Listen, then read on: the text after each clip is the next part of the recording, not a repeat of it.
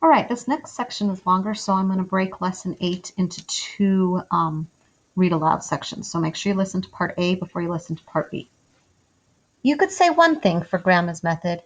You got all your fishing done at once. It wasn't later than 8 o'clock, and maybe we'd gotten away with it. It seemed to me we ought to have brought some poles along and a can of worms, considering our catch. But I thought maybe things would settle down now and we could have the quiet day in the country that Grandma wanted. Then we heard singing. I almost jumped out of the boat. It felt as if we three were alone in the world. Now this singing warbled up from around a bend in the creek, like the bad barber-shop quartet, with extra voices chiming in. Camptown ladies, sing this song, doo-dah, doo-dah. Grandma nudged the boat into the bank just where the creek began to bend. Through the undergrowth we saw a ramshackle building on the far bank. Above the porch was a sign, a plank with words burned in. Rod and Gun Club. A row of empty whiskey bottles stood on the porch rail, and from behind them came the singing. Bet my money on the bobtail nag, someday bet on the bay. The porch sagged with singers, grown men in their underwear, still parting from last night, old guys in real droopy underwear. It was a grisly sight, and Mary Alice's eyes bugged. I wasn't sure she ought to be seeing this. They were waving bottles and trying to dance. I didn't know what they'd do next. Grandma was fascinated.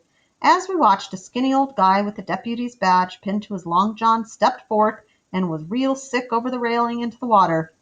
Earl T. Askew, Grandma muttered, president of the Chamber of Commerce. But now a fat old geezer in the droopiest drawers and nothing else pulled himself up on the porch rail.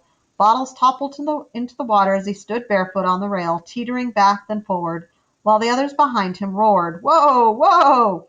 "Shut up a minute," he roared back at them, "and I'll sing you a good song." He took a slug out of the bottle in his fist and began. "The night that Patty Murphy died I never shall forget. The whole dern town got stinkin' drunk, and some ain't sober yet. The only thing they done that night was filled my heart with fear. They took the ice right off the corpse and put it in the beer." Then he fell back into the arms of the cheering crowd. "Ain't that disgusting?" Grandma said. "He couldn't carry a tune in a bucket." "Who is he?" I whispered. "O.B. Dickerson, the sheriff," she said, "and them drunk skunks with him and the entire business community of town." Mary Alice gasped. The drawers on some of the business community were riding mighty low. "They're not acting right," she said, very prim. "Men in a bunch never do," Grandma said. "They were tight enough to fight, too, and we were on their private property.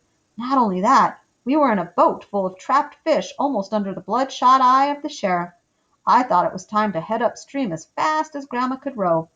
But no, she jabbed an oar into the bank and pushed us off. Then she began rowing around the bend.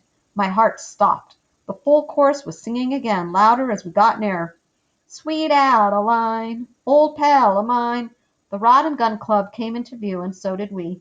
Mary Alice was perched on the bow, Grandma was rowing steadily, and I was in the stern wondering if the fish showed. It took the drunks on the porch a moment to focus on us. We were sailing right past them now, smooth as silk, big as life.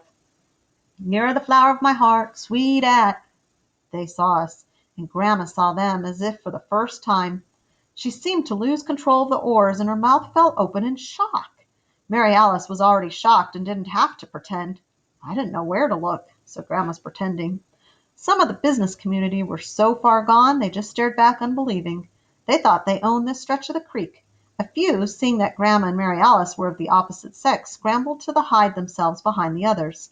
But you never saw anybody looking as scandalized as Grandma was at these old birds in their union suits, unless she was speechless as her gaze passed over them all, recognizing everybody. It was a silent scene until Sheriff O.B. Dickerson found his voice. "Stop, in the name of the law!" he bellowed. "That's my boat!" Before the Rod and Gun Club was out of sight, Grandma had regained control of the oars. She rowed on as if none of this had ever happened. The sun was beating down, so she didn't push herself. After all, the sheriff couldn't chase us downstream. We were in his boat. Around another bend, in a flock of turtles sunning on stumps, Grandma pulled for the remains of an old dock. We tied up there, and now we were out of the boat, climbing a bluff. Grandma led, dragging the net of catfish. I was in the rear, doing my best with the picnic hamper. Mary Alice was between us, watching where she walked. She was as scareder of snakes than she let on, if you ask me. An old house without a speck of paint on it stood tall on the bluff. Its outbuildings had caved in, and the privy stood at an angle. There were still prairie chickens around in those days, and they were pecking dirt. Otherwise the place looked lifeless. Rags hung at the windows. The porch overlooking the creek had fallen off. Grandma tramped around to the far side of the house. She dropped her fish on the ground and waved us inside. Even in full daylight the place looked haunted. I didn't want to go in, but Mary Alice was marching through the door already, so I had to. "Is anybody inside?" I whispered to Grandma as I lugged the hamper past her. "Nobody but Aunt Puss Chapman," she said, like anybody would know that.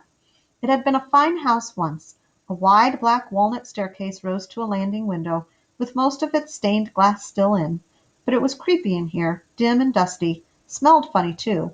We went into a room piled up with furniture. Then one of the chairs spoke. "Where you been, girl?" Mary Alice flinched, but the old woman lost in the chair was staring straight at Grandma, and calling her "girl." She was by many years the oldest person we'd ever seen up till then. Bald as an egg, but she needed a shave, and not a tooth in her head. "Who's them children with you?" she demanded of Grandma. "Just kids I found along the crick bank," Grandma said to our surprise. "They was fishing." "I don't know as I want them in the house." Aunt Puss Chapman sent us a mean look. "Do they steal?" "Nothing you've got," Grandma said under her breath. "Talk up, girl," Aunt Puss said. "You mumble. I've spoken to you about that before." She pulled her shawl closer, though it was the hottest day of the year. "I'm hungry. You hightailed it out of here after breakfast, and I ain't seen hide nor hoof mark of you since." "She ain't seen me for a week," Grandma mumbled to us, but she forgets. Then she called out to Aunt Puss, "Catfish and fried potatoes and onions, vinegar slaw and a pickled peach apiece, and more of the same for your supper." "I suppose it beats starving," Aunt Puss snapped, "but hop to it, girl. Stir your stumps." I thought I might faint again. Nobody could talk to Grandma like that and live. She led us back to the old-time kitchen. It was in bad shape, but well stocked, big sacks of potatoes and onions, cornmeal, things in cans, and we brought a full hamper to add to Aunt Puss's larder. I had to fire up the stove with a bunch of kindling while Grandma and Mary Alice went to work on the potatoes and onions. Mary Alice was in as big a daze as I was. "Grandma, is that nasty old lady your aunt?" I stopped to listen. If she was, that made her our great-great-aunt. "Nah, I was a hired girl to help her before I was married," Grandma said. "Lived in this house and fetched and carried for her and slept in the attic." "You had a room in the attic?" "No, I just slept up there. Had a bed tick with straw in it and changed it every spring. I haven't always lived in the luxury you see me in now." "What did she pay you, Grandma?" "Pay? She didn't pay me a plug nickel. But she fed me." I thought about that. "And now you feed her," I said. But Grandma didn't reply. All right. Sorry, forgot to switch it. So we stopped right here. That's going to be our stopping spot for part A. And then I'm going to start recording part B like that.